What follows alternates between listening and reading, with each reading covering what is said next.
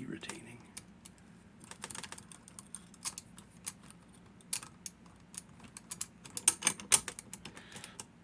It won't shut until the shackle is fully closed. All right, let's just get right to it.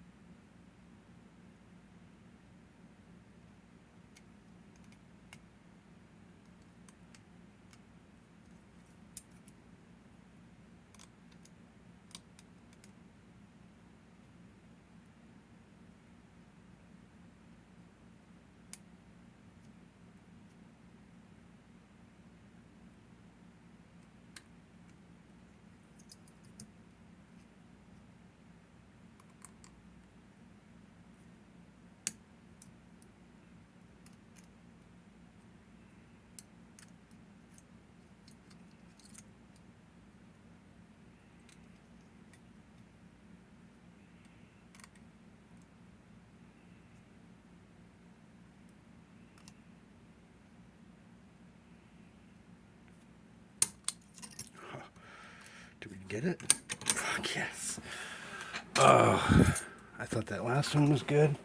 All right, let's not fuck this up. The trick is way more tension and push way higher up than you thought. So I'm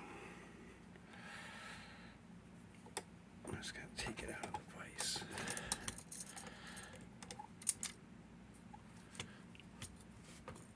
He said.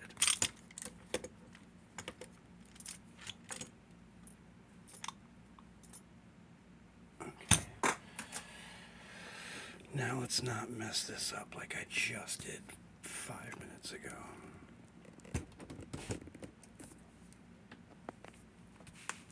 So that's technically my second pick. Alright, you can see it's open.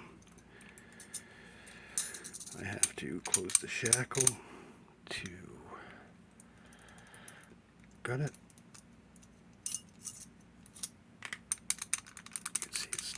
Locked again. Does it still work? Yep. Buttery smooth still. Alright, can I get this just a little bit higher?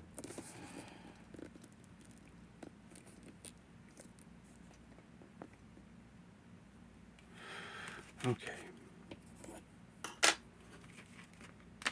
Does this give me enough room? We'll find out. So I made a cutaway out of this because I couldn't figure out what was holding me up. And what was holding me up was that the levers have to go extremely high. And they're really, really tapered. So I actually ended up using so much tension, I had to let off tension to move elements.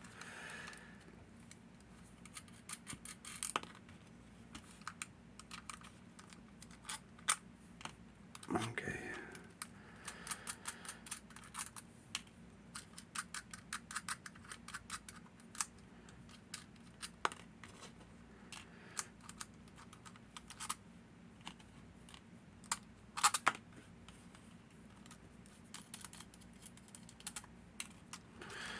But this has never been publicly picked, so I had to drill out the rivets going around.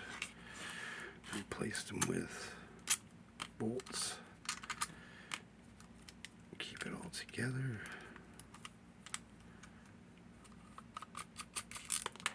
Hey. Oh, I think I just lost that one.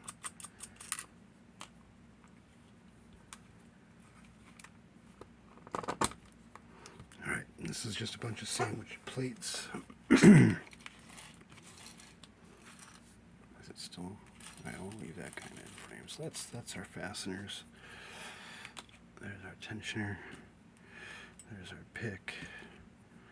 There's our key somewhere over there. There's our last two bolts.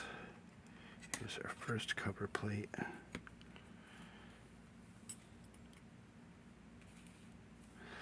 Second cover plate, and when I move this, there's a pin here that's securing all of the levers.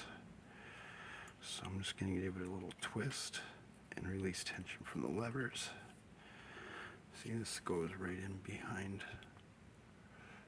there. There we go, that's better. All right, and it's actually reverse action, which is kind of wild. So the key, I can't even do it now that it's all disassembled. But the key moves everything that way. So you're pushing into the flat part of this gate here, of this lever. You're pushing into this, and you're trying to find this nice jiggle space. All right, where can I put these that'll still be in the frame? There's one.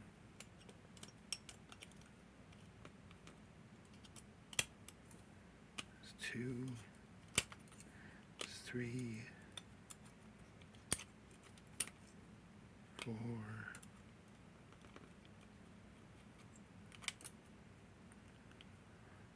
5. And this last sneaky guy here. Okay. Look at that. That's such a nice little mechanism. This is our fence. Stump.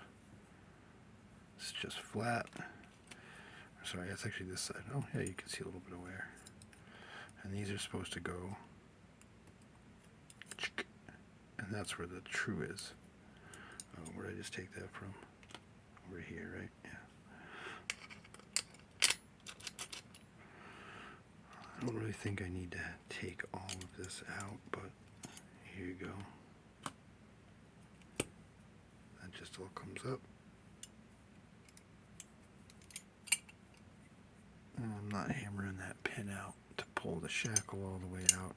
You can see what's going on here just fine.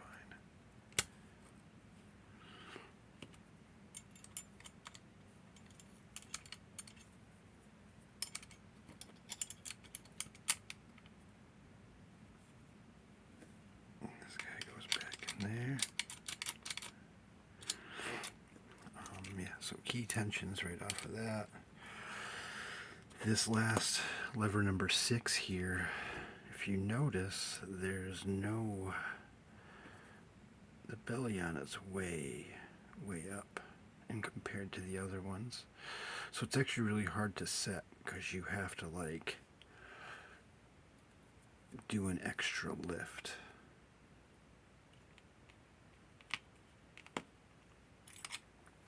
That's why you saw me teetering a little bit, was so I could get that extra little height, because even with my pick I still had to come up just a little bit. And same thing on these guys. These were actually really tricky to get to.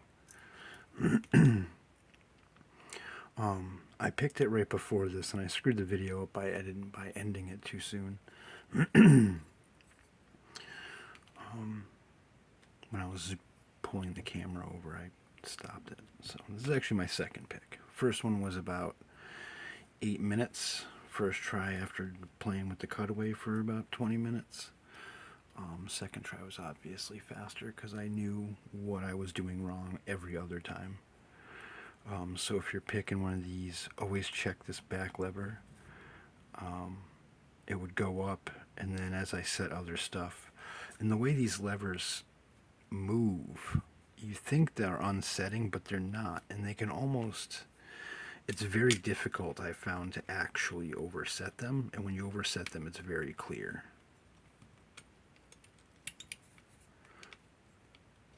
because like everything drops. But if you overset one a little bit,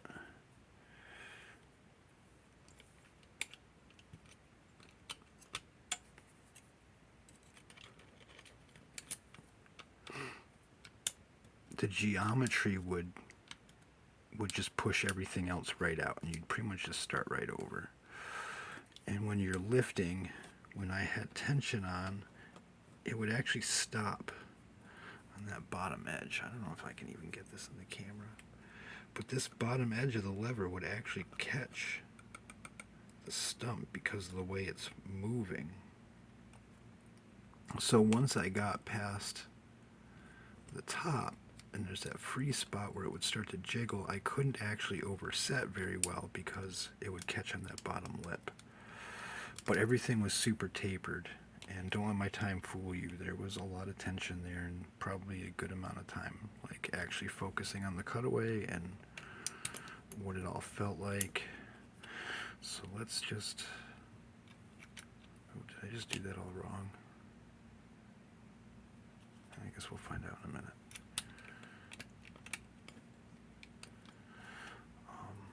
Should have just left the cutaway first, just to show the action of the way it all works.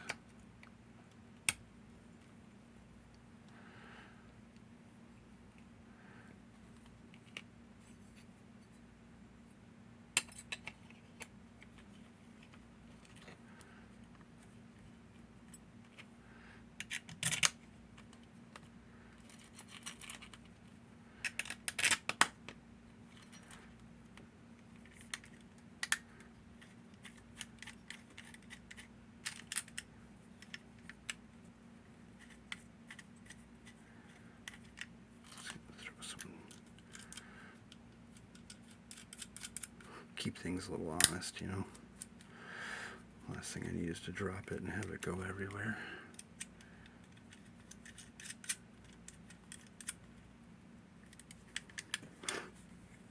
All right.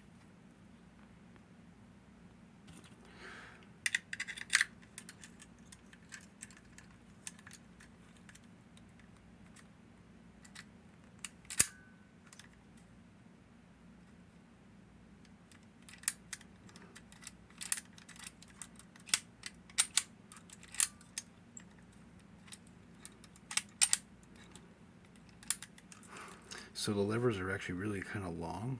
I don't know if you noticed, they go from here to here, so you can actually get your pick wire almost anywhere on them in that radius.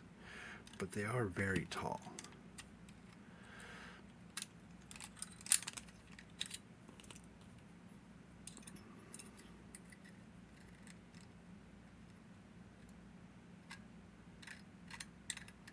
There's quite a bit of movement in there.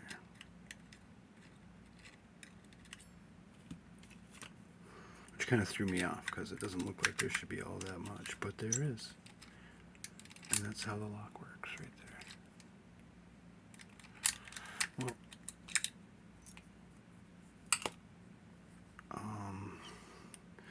Hori 1609 or something like that is the number. I don't remember. I'll look it up and put it on the video. Pardon the blue tape. That was just so I didn't scuff it up too bad when I was getting all the pins out. Because all the rivets had to get drilled out, and that's why my hands are all nasty. Got excited, it just came right in and started picking. But that's that. Let me open this back up.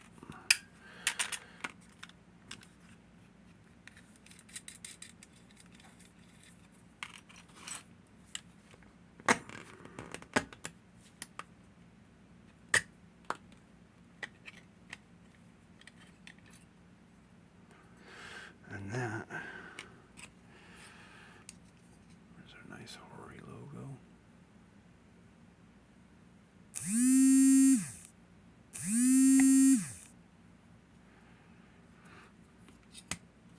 There's our tensioner. That is just to go in and sit in that pocket and then be able to leverage off.